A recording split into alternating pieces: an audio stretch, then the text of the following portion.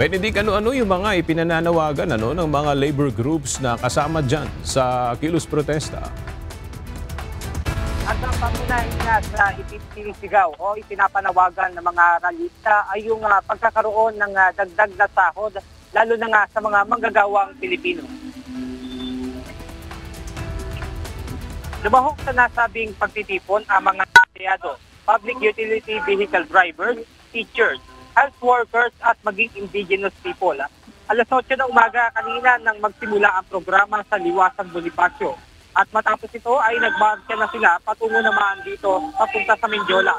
Kabilang sa sinisigaw ng mga ito sa 1,200 pesos na arawang sahod o nasa 36,000 pesos na buwanang sahod, lalo na ng mga nagtatrabaho sa industriya.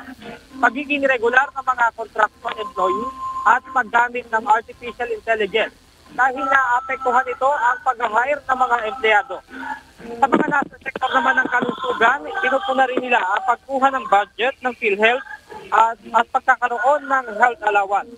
Ipinanawagan din ng mga progresibong grupo ang pagbababa sa presyo ng bilihin dahil baliwala rin nila kung itataas ang sahod kasabay ng pagtaas ng presyo ng bilihin.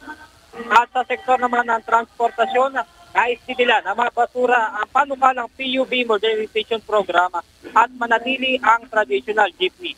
Pinupuna rin ng nasabing grupo ang nagpapatuloy na balikatan exercise ngayong taon na isa umanong pakikialam ng US sa Pilipinas. Nakabarikada naman ang Philippine National Police dito sa bahagi ng Recto Avenue. Kanina aga dito nagkaroon ng girian sa pagitan ng mga pulis at ralista patapos ngang agawin ng mga ito ang barikada latag ng PNP.